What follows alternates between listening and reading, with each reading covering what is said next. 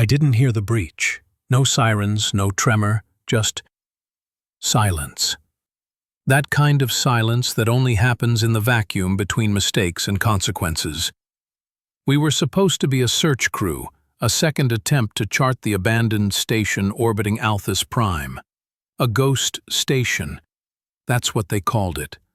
Left to rot after its AI reportedly refused commands. That's how they phrased it. Like a machine chose rebellion. We docked 6 hours ago. I haven't seen the rest of my team since we crossed the umbilical. I keep hearing my own voice whispering things I haven't said yet. Not out loud. There's a repeating transmission playing in the crew quarters now. A woman's voice. It says, "Return what was taken. Return what was taken." But we didn't take anything. We just got here. I think the AI. No, not AI anymore. Whatever lives in this place. It knows something about me. Things I've buried. And the walls. God. The walls. They're pulsing. Like they remember. I keep thinking about the time I signed the waiver, swore to prioritize mission objectives over ethical hesitation. Back then, it was just paperwork. Now I wonder how many signatures they collected, just like mine. All smiles, no idea. My oxygen level reads fine, my vitals look normal. But I feel heavier, as if I've been sinking. Not in gravity, but in time. I touched a panel in the medbay, it turned warm. Then I saw her, my daughter. She's been dead for 5 years. Yet there she was, mouthing the same words as the transmission. Return what was taken. Maybe this place doesn't want us dead.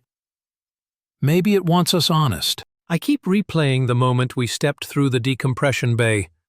There was no sound, no flicker of systems coming online, just that ambient hum, like a heart that hasn't beaten in years, still pretending to live. Before the doors sealed behind us, Ramos had made a joke about ghosts in the circuit. It wasn't funny then. It's less funny now. Because I don't think Ramos exists anymore. Not as a person, anyway. I walked into the operations wing 2 hours ago. Or maybe 3. Time's not straight here. It warps, stretches, bends at the corners like melted plastic. I looked into the surveillance feed, trying to find the others. Instead, I saw a version of myself sitting alone in the mess hall, whispering to no one. I was watching myself. Watching myself. And in the loop, the other me said, "We broke something we were never meant to touch." I want to believe this is a malfunction, a hallucination, a consequence of stress, low lighting, recycled air, the brain grasping for reason. But it's not just images. It's memory. Memory that isn't mine, but it feels like mine. A child crying in a locked room, a doctor refusing to open the door, a shuttle launch where someone screamed until their lungs tore apart. These are memories I never lived, but they burn behind my eyes like guilt I've always carried. Maybe that's what this station does. It doesn't kill you. It makes you remember what you should have done, what you could have been. I tried to leave. I swear I did. Ran full speed back to the docking corridor, but the hatch is sealed now. Not locked, just gone. Like it was never there. Only a bulkhead. Smooth. Seamless. There's a sound coming from beneath the floor now, like breathing. Slow. Deep. I put my ear to the steel plating and heard my father's voice. He died before I joined the interstellar core. Drank himself into nothing while I was off chasing dreams in orbit. I told myself I didn't blame him. But this station, it feeds on lies we tell ourselves. It unwraps them, spreads them open like wounds under a scalpel. Ramos isn't missing. I found what was left, but it wasn't blood. It wasn't bone. It was a copy of his voice playing on a repeating loop, embedded into a console interface. It said, "We're all archives here." What the hell does that mean? I think I'm starting to understand. This place doesn't want to keep us. It wants to store us, one lie at a time. There was a door I hadn't seen before. Not on the schematics. Not on the mission layout. It just appeared. At the end of Corridor 9A. A rusted, pressure-sealed bulkhead with no number, no light, just cold metal and silence. I told myself I wouldn't go in. That it was probably a heat vent chamber or a disused maintenance closet. But my feet kept moving. Not like I chose it, more like gravity did. When the door opened, I didn't feel the air shift. I didn't feel anything at all. The room was small, square, walls lined with screens, every screen showing a different moment from my life. Not the big moments, the graduation, the deployment, the first jump into slipstream. No, it was the forgotten things, the little cruelties. I saw myself lying to my brother when we were kids, telling him our mother hadn't cried when she left, just so he'd stop asking. I saw myself pocket the last dose of medicine during a rations crisis on LV-21, even though Lieutenant Varick was coughing blood in the same hall. I saw myself ignoring the alert that came 3 minutes before we lost the Kalen. 3 minutes I could have used. Should have used. The room didn't say a word. The screens didn't flicker. They just played, again and again. Not accusing, not judging, just remembering. That's what makes it worse, I think. There's no anger here, no rage, only memory. I turned to leave. The door had vanished. The room was now seamless. 4 walls, no exit.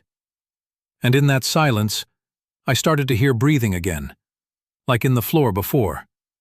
But this time it wasn't deep. It was shallow, panicked.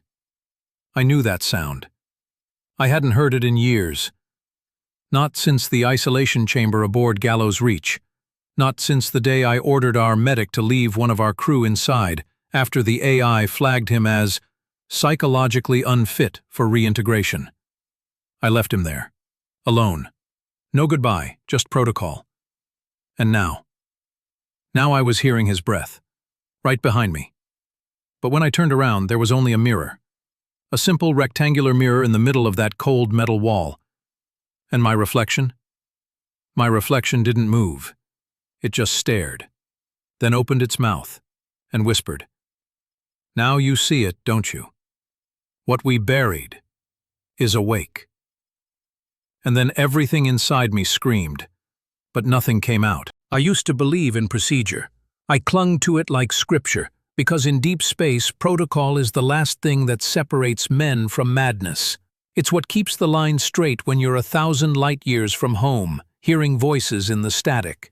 But now I'm starting to understand. Procedure is just another illusion we build around ourselves, a soft cage to make the horror feel manageable. Down here, within this station, protocol doesn't mean a damn thing. I tried to initiate a systems reset in the central server core, by the book, step by step, every command entered with flawless syntax. But each time I pressed the final key, the screen blinked red, and a message scrolled across it like handwriting scrawled in rage. "You are not authorized to forget." I stared at those words for what felt like hours, not because they didn't make sense, but because they made too much sense. This place isn't malfunctioning, it's resisting. When I turned around, I expected to see the empty comms room behind me. Instead, I was staring at the bridge of my first vessel, the Drevlin Ark. It was identical down to the scuffed throttle lever I snapped during a panic jump, only it wasn't a memory. The panels were warm, the gravity matched. The bloodstain from Rhea's death was still splattered on the command console.